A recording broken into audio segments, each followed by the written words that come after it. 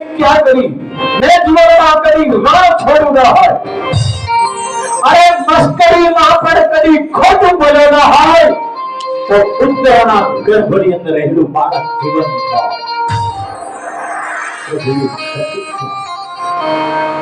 જો આને રણ છોડે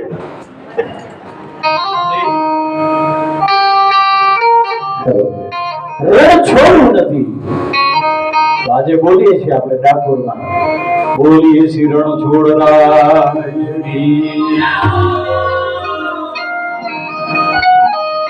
કારણ શું કદાવશે ભગવાન ચરિત્રની અંદર ત્યારે કહીશ કૃષ્ણમાં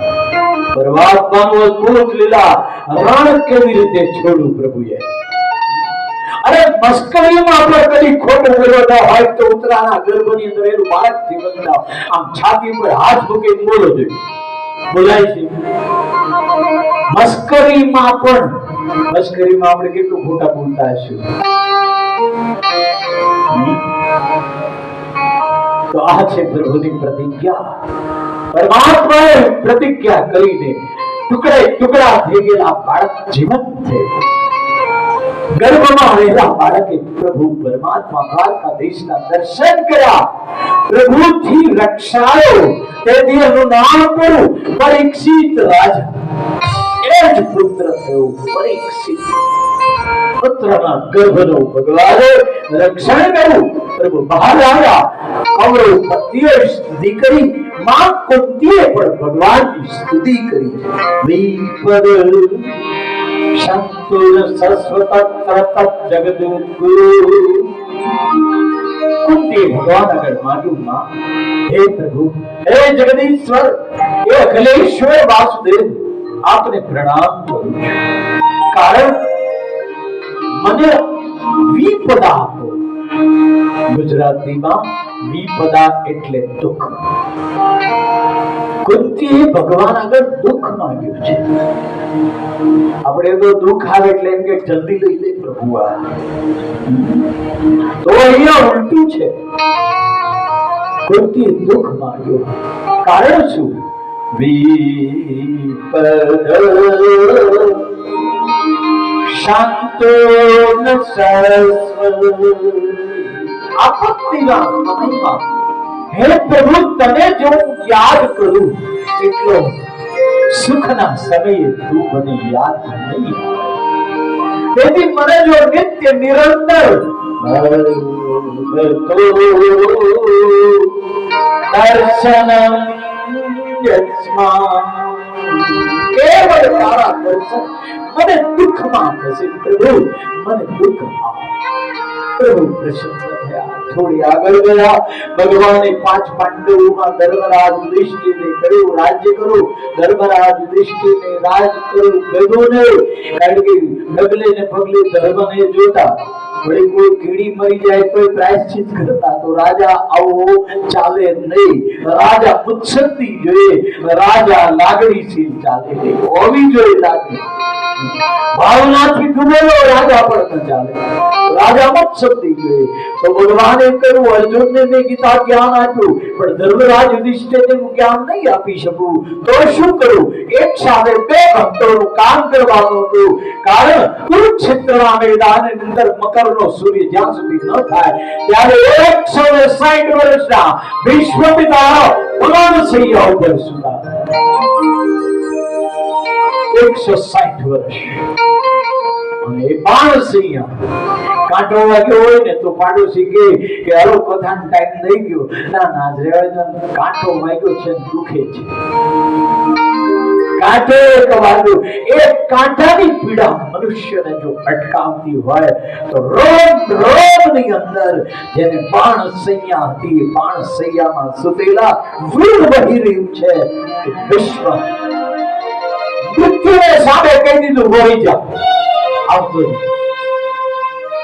મૃત્યુ પર જે વિજય પ્રાપ્ત કરી લીધો જ્યાં સુધી ઉત્તરાયણનો સૂર્ય ન થાય મકર સંક્રાંતિ ન આવે ત્યાં સુધી મૃત્યુ કેવો વહી જા મૃત્યુ અટકી ગયું છે આ જાજરમાન ચરિત્ર હતું મહાભારતની અંદર ભીષ્મ પિતા આજે ભગવાને દર્શન કરાવવા અરે પ્રભુને દર્શન કરાવ એટલે પ્રભુએ વિચાર કર્યો ધર્મરાજ યુધિષ્ઠિરને લઈ ગયા ત્યાં પાંચ પાંડવો ગયા દ્રૌપદીજી પણ ગયા ત્યાં જોયું આજ સમય આવી ચૂક્યો ઉત્તરાયણનો સૂર્ય થવાની તૈયારીમાં હતી વહેલી હતું દૂરથી પ્રભુને જોયા વિશ્વના મુખમાંથી પ્રભુ માટે પ્રભુ અંતઃકરણનો એક શબ્દ સરી પડ્યા છે પ્રભુ સાનિધ્યમાં સામે ઉભા છે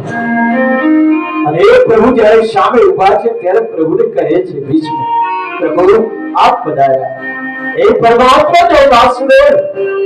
હે અચ્યુત કેવલ વાણીથી આપનું દર્શન કરું છું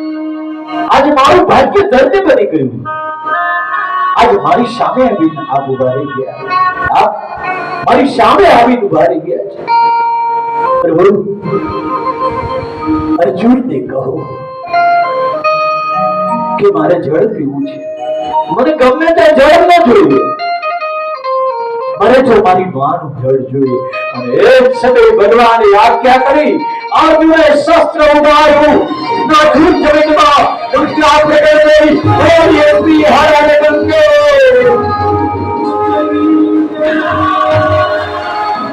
દેવી ગંગા પ્રગટ થઈ અને વિશ્વના મુખની અંદર ગંગા જળ સમાયું એ જ વિશ્વે સામે ધર્મરાજ યુધિષ્ઠિર આ તરફ